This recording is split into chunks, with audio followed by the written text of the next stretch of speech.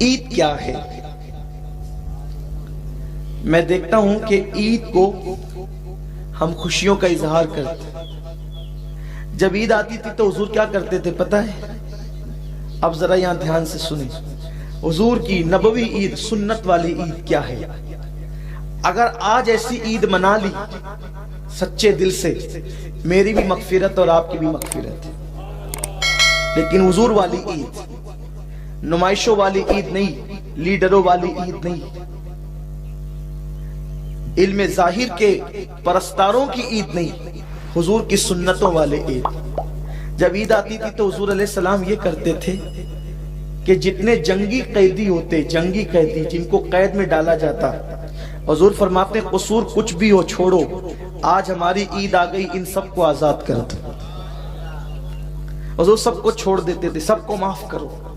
یعنی عید کا دن مسلمانوں کی عام معافی کا دن ہے. اللہ فرماتا ہے فرشتوں نماز عید کے لیے جا رہے ہو نا، فرشتے بھی آتے ہیں نماز عید میں شریک ہونے کے لیے، جمعہ میں عیدین میں.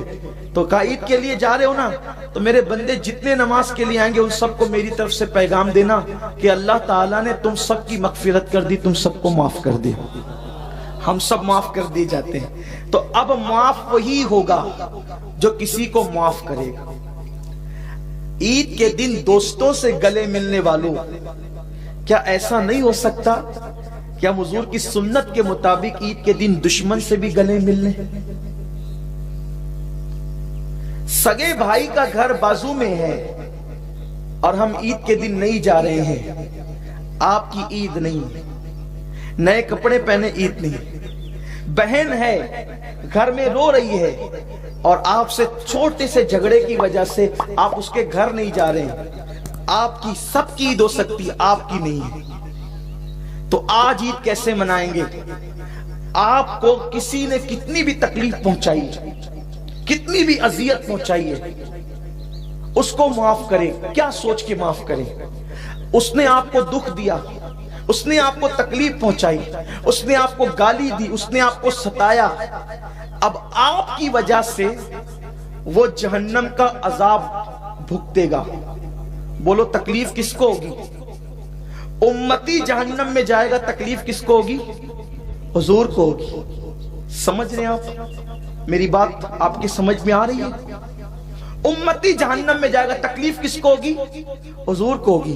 کیا آپ میں سے کون چاہتا ہے کہ حضور کو تکلیف؟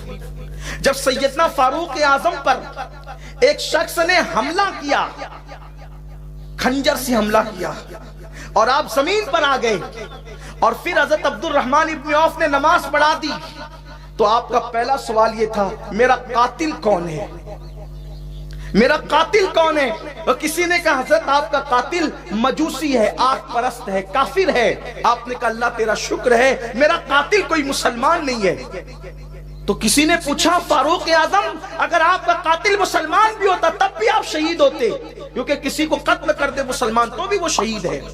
پھر آپ یہ کیوں کہتے ہیں اللہ تیرا شکر ہے میرا قاتل کافر ہے، مسلمان نہیں ہے؟ فرمایا نادان، اگر میرا قاتل مسلمان ہوتا تو میرے قتل کی وجہ سے اس کو جہنم میں جانا پڑتا، اور وہ میرے وجہ سے جہنم میں جاتا، میرے مصطفیٰ کریم کو تکلیف ہوتی. تو کافر جہنم میں جائے اس کا ٹھکانہ تو جہنم ہی ہے، میری وجہ سے کوئی مسلمان جہنم میں نہ جائے. تو اگر ہم نے اپنے دل دکھانے والے کو، تکلیف پہنچانے والے کو معاف نہیں کیا تو اپنی وجہ سے وہ جہنم میں جائے گا، یا دنیا میں اپنی وجہ سے وہ مصیبت میں مبتلا ہو جائے گا. تکلیف کس کو ہوگی؟ ارے اس نادان کو مت دیکھو جو تمہارا دل دکھا رہا ہے، اس محبوب کو دیکھو جو گنبد خضرا میں آرام کر رہا ہے. اس لیے اگر بھائی نے دل دکھایا، بہنوں نے دل دکھایا، دوستوں نے دل دکھایا، احباب نے دل دکھایا اور وہ اہل ایمان ہے، تم نماز شروع ہونے سے پہلے میں آپ کو آپ کے نبی کا واسطہ، میرے نبی کا واسطہ دے کر کہتا ہوں، گردن جھکا کر آدھے منٹ کے لیے ان بندوں کا تصور کر لو اور عرض کرو اللہ میرے دل دکھانے والے، مجھے تکلیف پہنچانے، مجھے ستانے والے کو صرف تیرے محبوب کی خوشی کے لیے میں معاف کرتا ہوں. اگر آپ نے ایسا کر دیا اور ہو سکے تو یہاں معاف کر کے ذرا جا کر اس کو اطلاع بھی دے دینا، یا میسج بھی کر دینا، یا فون بھی کر دینا کہ بھئی میں نے تجھے معاف کر دیا. اگر ہو سکے تو، ورنہ اتنا معاف کرنا ہی کافی ہے. بولو ہو سکتا ہے ایسا؟ ہو سکتا ہے ایسا؟ بہن بھائی رشتہ دار اگر روٹھے ہوں تو ہم آج کے دن ان کو منا لیں. اور یہ دن آتا ہی اسی لیے. دیکھو اور دن ملنے کے لیے جاؤ گے نا تو آپ کو اچھمبا لگے گا، اجنبی پن لگے گا، یار یہ کیا ہو گیا. لیکن عید کے دن جاؤ گے نا تو لوگوں کو، اس کو بھی شوق ہوگا اور آپ کو بھی شوق ہوگا کہ یار تو ہے ہی آج کا عید کا دن نا، تو آج معافی کا دن ہے. بولیے ایسا ہو سکتا ہے؟ انا کو فنا کرو اور یاد رکھنا معاف کرنے والا چھوٹا نہیں ہوتا، معاف کرنے والا بڑا ہوتا ہے. اور یہ بھی یاد رکھنا معاف کرنے والا ستانے والے سے زیادہ بہتر ہوتا ہے. حضور کو مکے کے کافروں نے کتنا ستایا، لیکن جب وہ سامنے کھڑے رہے تو حضور علیہ السلام نے ان سے فرمایا بتاؤ تمہارے ساتھ کیا سلوک کروں. انہوں نے کہا تھا آپ کریم ابن کریم ہے، آپ سے تو کرم کی امید کی جا سکتی ہے. حضور فرماتے جاؤ میں نے تم سب کو معاف کر دیا.